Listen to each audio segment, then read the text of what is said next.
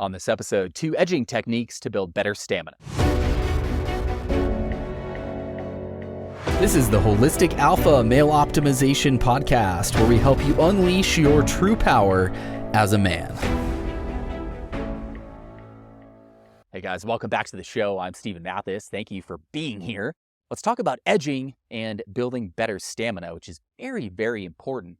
It is very important because if we're going to explore and expand into our sexuality and what it can be and do for us and how it can lift us up and empower us, which it absolutely can, that means connecting with that energy in a deeper way. It means being able to guide it and harness it instead of being controlled by it, both in the moment and bigger picture. So having stamina, while some guys might think about it, oh, I want to last longer with my girlfriend, with my wife, that matters absolutely. Or thinking about, oh, I want to be able to have better control in my edging sessions, that matters absolutely. Bigger picture, having better control and lasting longer actually means developing a more nuanced, deeper, more powerful connection with your sexual energy that you can use towards what you desire instead of being pulled around by it. That's really what building better stamina is about. By the way, for the next 7 days, I'm going to be taking applications for a new hybrid one-on-one plus group coaching cohort that I'm going to be running with a small group of guys. If that is something that interests you, check out the link in the show notes and you can find out more about that.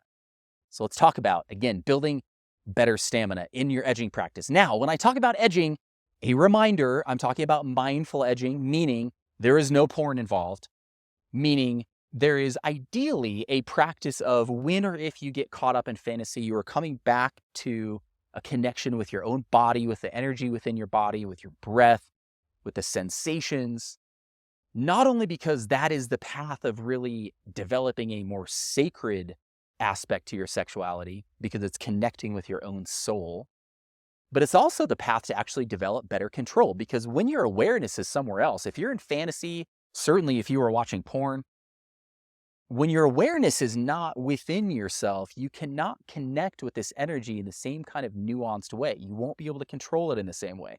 So one of the reasons we want to practice letting fantasy go, and it's not going to be a 100% thing. You're going to kind of get caught up in it. Maybe you might get caught up in it a lot. You're going to let it go, come back to the sensations in your body, repeat that process over and over again. That will help you in this journey to have better control in addition to the other aspects of what that will do for you. So mindful edging, no porn. It means coming back to a connection with self. It means that our intention really is to connect more deeply with ourselves. That is entirely the intention. And in doing that, you will not only have better control, better stamina, and connect with yourself in much more expansive ways, but you will have better sex with partners and be able to last longer. So there are 2 very specific techniques that I suggest you try and incorporate into your edging practice. The first is the overhand stroke. So most guys, based on my discussions, grow up essentially doing the sort of stereotypical stroke, meaning it's like this. It's what I call the underhand stroke. Your thumb is up higher, the pinky side of your hand is toward your body, and it's like this, okay? The overhand stroke is the opposite of that. It's flipped around so that your thumb is now closer to your body and your pinky is pointing up and away from it. And this seems like a very simple change, and it is, but it's also very impactful, very impactful. There's a couple of ways that it's impactful. First, let's look at the way, and if you guys are on video, you're going to see this better. If you're not on video, check out the show on video. You can do that on Spotify, on YouTube. If we're in that underhand stroke, our thumb and our index finger are forming this ring that's basically at the top, and then it spreads out from there. Meaning that ring of sort of tighter stimulation is up towards the tip end of your penis, and that's where it stays when you're stimulating. And then down lower, it spreads out. Well, that's the opposite of the way it is when we penetrate a woman. Think about the last time you had sex, whether that was today, yesterday, or a year ago, or whenever it was, or maybe for younger guys, it hasn't even happened yet. It is the opposite of that. It is actually tighter at the entrance and then kind of spreads out from there. So that is one of the fundamental things that this overhand underhand shift does. And again, it's one of those things that I think a lot of guys, we get so habitual with things that we don't ever really switch it up. And one of the best things you can do in your edging practice is just switch it up, try different things. And this is absolutely one of the most fundamental things to not only try, but to incorporate on a regular basis. So when you do this, when you switch to that overhand, I'm not saying 100% of the time, by the way, incorporate it all, but definitely incorporate some of that overhand. When you incorporate that overhand stroke, you not only more closely approximate what it is like to penetrate a partner in terms of that tightness at the base and then spreading out, but you also stimulate completely different parts. And those two things add up to mean that the overhand stroke is much more similar to penetrating a partner than the other underhand stroke is. Now, obviously, it's not the same thing, but it is much more similar. And because it is more similar than the underhand stroke is, it is both more stimulating and it's better practice, meaning it helps you build better stamina. So you will find that when you do the overhand stroke, it is going to be much more stimulating. It is going to test your control. That is a good thing. It's going to be potentially more powerful.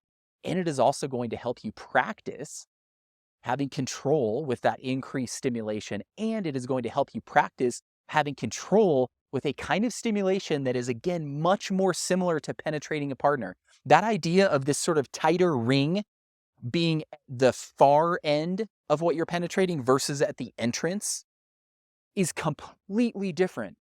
So most guys, if they're masturbating in old school, low vibration ways, and often even in their edging practice, if we're staying in that underhand stroke, we're practicing essentially the opposite of what it is like to penetrate a partner. Because when we penetrate a partner, it's tighter at that entrance and then kind of spreads out from there. So if we practice that, we get our body and our mind-body connection more used to that.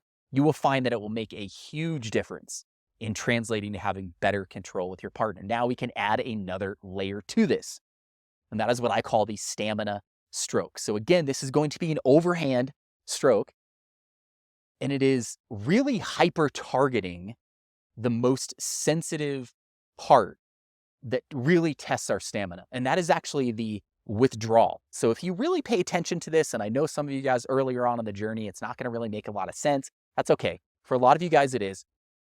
If you think about, again, penetrating a partner, when we are going in, it's actually less sensitive than when we pull out. And there's kind of a biological primal reason for that, I think, because if we're pulling out, our primal instinct as it relates to our sexuality is procreate. We got to procreate, which means that as we're entering a partner and we're going deeper, our body's like, okay, we're going deeper. This is good. This is good. Keep going. And then you start pulling out and your body's like, oh, nope, we gotta procreate.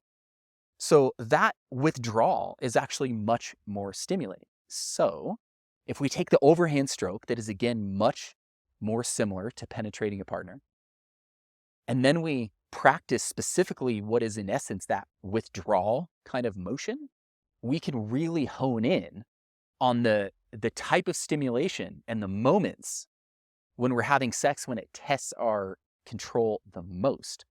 So the stamina stroke is basically get to a relatively aroused state, and this is going to depend on how comfortable you are with your own control. If you're much more comfortable with your own control, if you have an edging practice that you've been consistent with for a long time and you really feel in control of that energy, practice this at a higher arousal level. If you're newer to that journey, practice it at a lower arousal level so it doesn't accidentally take you over the edge. So you want to get to a relatively aroused state, something like 7.5 to 9.5 maybe on that out of 10 kind of arousal scale. Again, depending on your experience and comfort with controlling this energy. Get to that state in that overhand stroke, and you're going to go one hand and then the other, only from the base up to the top, only from the base up to the top, only from the base up to the top, and repeat left, right, left, right. So we're honing in on what is in essence that withdrawal motion and practicing that 50, 100, 25, something like that of those strokes. Again, you're going to find this very stimulating. It is going to test your control, especially if you're newer in the journey. So practice it at a lower arousal level. You may want to practice it at just a barely getting hard kind of level, and then practice it so that you don't accidentally go over the edge, and you can gradually ramp that up. If you gradually ramp this up, if you practice this and you can ramp up that arousal level that you can do this at. And by the way, very, very important actually, when you're doing this, you need to maintain a relaxed root muscle. So our sex muscle, our root muscle, our pelvic floor, your Kegel muscle, however you want to call it, relaxed 100% of the time. As soon as you start to lose that, if you're doing those stamina strokes, as soon as you start to lose that relaxation, stop, pause, wait a minute, stimulate again a little bit if you need to get hard, to bring up your arousal level or whatever, and then try it again. Keep a relaxed state in your root muscle. That is ever important, because that is the state that we need to remain in if we're going to have control in these edging sessions and with a partner. As soon as we lose that relaxed state in your root muscle, as soon as it wants to kick over into a squeeze, you've lost control. If you didn't intentionally squeeze it with intention because you wanted to, and your root muscle kicks over into that squeeze unintentionally, that's you losing control. So that's what we're practicing, is keeping that root muscle in a relaxed state and stimulating and stroking in a way that simulates as closely as possible the most stimulating part of having sex with a partner, and the most realistic stimulation that we can recreate with our hand. So hopefully that makes sense. Again, the overhand stroke, practice it, incorporate it. It will make a huge difference. The stamina stroke, which is just come to a fairly high arousal level, maintain a state of relaxation in your root muscle, and do those overhand strokes only from the base to the top, and then let go. Base to the top, let go. Base to the top, let go. Alternate hands. Do as many of those as you can do. And you don't need to have a lot of pressure. That's not what this is about. Just a normal kind of stroke. It's just that you're starting at the base, going to the top, and then letting go and alternating hands. Let me know how this works for you. I can promise you that if you put these two things into practice on a regular basis, you will absolutely build better control. And just like being strong, who doesn't want to be stronger? No matter how strong somebody is, pretty much everybody wants to be stronger. Likewise, no matter how good your control is, having better control, better, right? So practice these. Let me know what you think. You can leave me a comment. If you're on Spotify, you can text me, 801-742-1439. You can join us in the Brotherhood. That's our free community for you guys, for listeners of the show. Or as I said, if you'd like to join me for a hybrid one-on-one plus group coaching cohort that I'm going to be doing, look for the link in the show notes. You can put in your application for that. Thanks, as always, for watching. You guys, I appreciate you being here. Have an amazing rest of your day. We'll talk to you soon.